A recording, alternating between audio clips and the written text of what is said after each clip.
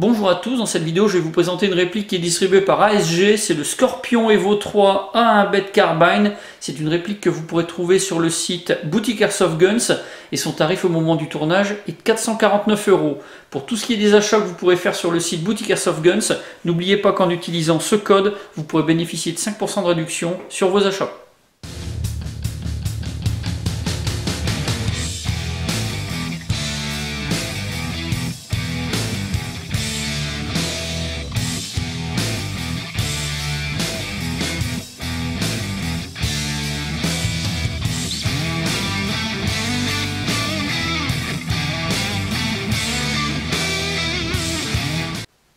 Pour le packaging, on a une boîte en carton noir, vraiment très sobre du point de vue des visuels. Par contre, pour ce qui concerne les informations, là on va avoir énormément de choses. Sur le fond de la boîte, à l'extérieur, on va retrouver toutes les caractéristiques techniques. Ça c'est rédigé en plusieurs langues, dont le français. C'est vraiment parfait. À l'intérieur de la boîte, une fois qu'on aura retiré tous les modules en carton qui maintiennent les différents éléments du pack, là on va trouver la notice. C'est quelque chose qui est également rédigé en plusieurs langues, dont le français. C'est vraiment très clair, très facile à comprendre et puis c'est assez original.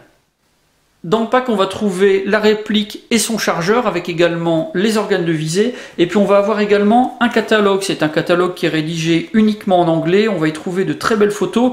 Et puis toutes les informations concernant les différents modèles de la réplique et tous les accessoires qui peuvent permettre de compléter l'équipement. Donc ça, c'est vraiment quelque chose d'assez intéressant. Cette réplique, c'est un AEG qui est fabriqué au Danemark sous licence d'ASG et de l'armurier CZ. Elle est fabriquée en polymère qui est renforcé à la fibre de verre. Alors pour le poids, on est à 2,476 kg et pour la longueur, 815 mm. Si on replie la crosse, là on va tomber à 615 mm. Le canon, c'est un 6.03 qui mesure 407 mm. La gearbox, elle est gérée électroniquement. Et pour ce qui est de la puissance, d'après les données du constructeur, on est à 1,8 Joule. Ça va donner une vitesse de 446 fps à des billes de 0,20 g. D'un point de vue esthétique, on a une réplique qui est vraiment magnifique. On ne va trouver aucun défaut de fabrication, aucune marque disgracieuse. Ça, c'est vraiment parfait. La crosse et le garde-main, eh bien, ils ont été fabriqués à partir des moules d'origine de l'armurier CZ. Donc ça renforce encore le réalisme. Tous les marquages sont positionnés aux bons endroits. Donc là, on a vraiment quelque chose qui est conforme à la réalité, à l'arme qui a servi de modèle à cette réplique. Donc on va retrouver tous les marquages réels. Et puis pour ce qui est des marquages Airsoft, eh bien c'est placé vraiment très discrètement sous le ponté. Donc là c'est vraiment quelque chose qui est une très bonne idée de la part du fabricant.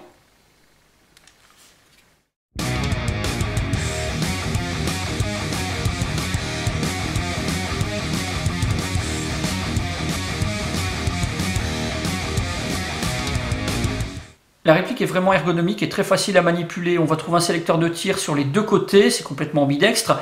On a 4 positions, sécurité, coup par coup, burst de 3 et rafale. Et puis on a des crans qui sont bien marqués. Pour éjecter le chargeur, on a un levier qui se trouve à l'avant du ponté. On le pousse vers l'avant et on peut désengager le chargeur. C'est un levier qui est manipulable aussi bien du côté droit que du côté gauche de la réplique. Et puis ici, on a l'arrêtoir de culasse. Il est présent uniquement sur le profil gauche. Quand on aura tiré la dernière bille du chargeur, électroniquement, la réplique, elle va se bloquer. Pour pouvoir relancer des tirs, il va falloir changer de chargeur et après, il va falloir enfoncer l'arrêtoir de culasse. Donc là, ça permettra de relancer les tirs. C'est quelque chose qui rend la réplique très réaliste du point de vue des manipulations.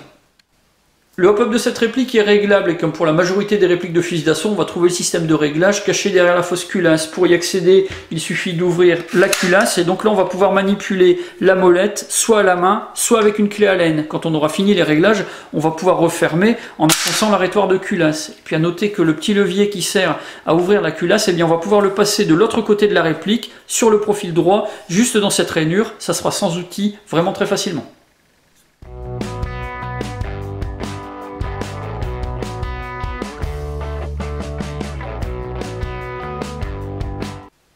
La crosse de la réplique est télescopique et escamotable. On a 3 positions pour la crosse, donc on a une position courte, une intermédiaire et une longue. Pour ce qui est de replier la crosse sur le côté de la réplique, eh bien on a un système qui est assez classique. On enfonce un bouton de verrouillage et on vient refermer sur le profil droit de la réplique. Ensuite, on va pouvoir enclencher en baissant légèrement. Donc là, on a une réplique qui est beaucoup plus maniable, qui va aussi se ranger beaucoup plus facilement dans une mallette de transport.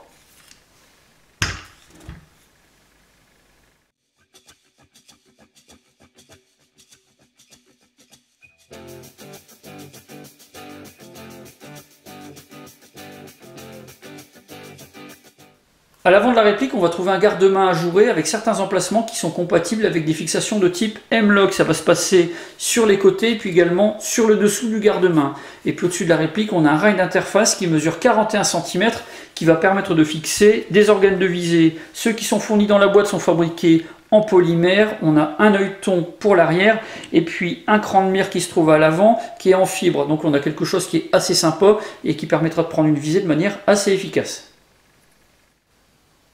Le compartiment de la batterie se trouve dans la partie supérieure du corps de la réplique et pour pouvoir y accéder, il va falloir dévisser et retirer le silencieux. Ça va permettre de pouvoir désengager par l'avant le garde-main. Alors quand on va faire cette manipulation, il va falloir faire un petit peu attention puisqu'on a le levier de la culasse qui est poussé par un ressort et qui ne va plus être maintenu. Donc ça pourrait être éjecté et tomber. Alors si on veut changer le côté de ce levier, c'est le moment, on va pouvoir passer le ressort et le levier dans la rainure qui se trouve de l'autre côté du garde-main. Ça permettra de pouvoir s'adapter suivant si on est gaucher ou droitier.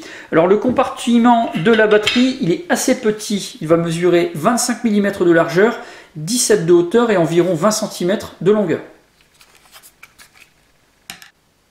Cette réplique, elle peut être alimentée par des batteries LiPo 11.1 ou 7.4 et quand on va mettre en tension, on va entendre un petit bip, ça va être le signal qu'elle est alimentée. Alors attention à ne pas laisser de batterie branchée en continu lorsque la réplique elle n'est pas utilisée. On a des systèmes électroniques qui vont drainer les batteries et ça peut avoir des conséquences assez néfastes. Donc là-dessus, soyez très prudents. Lorsque vous avez fini de jouer et que vous rangez la réplique, débranchez la batterie.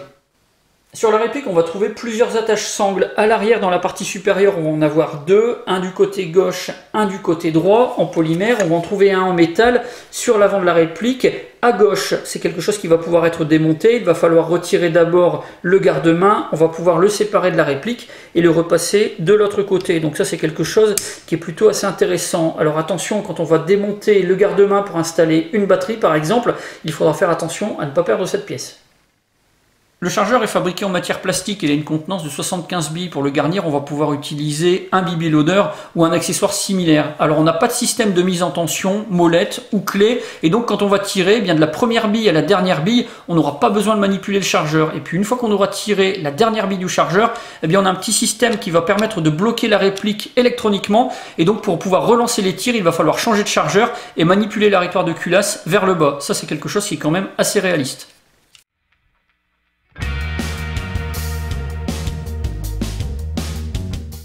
J'ai fait quelques tests chronie avec cette réplique, j'ai utilisé des billes bio de 0,20 g, des Swiss Arms et une batterie ASG, c'était une LiPo 7.4. Voilà ce que ça a donné.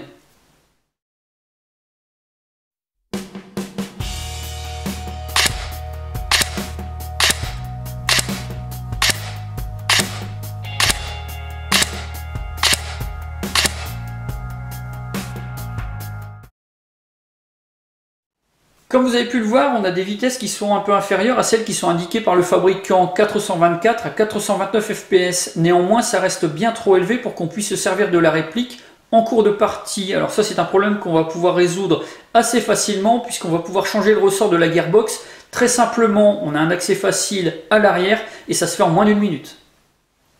Pour cette réplique, j'ai un avis qui est vraiment très positif. Elle est juste magnifique et puis elle est conforme au modèle original. Elle est légère, maniable, ergonomique et pour les manipulations, eh bien, on aura aussi quelque chose de vraiment très réaliste.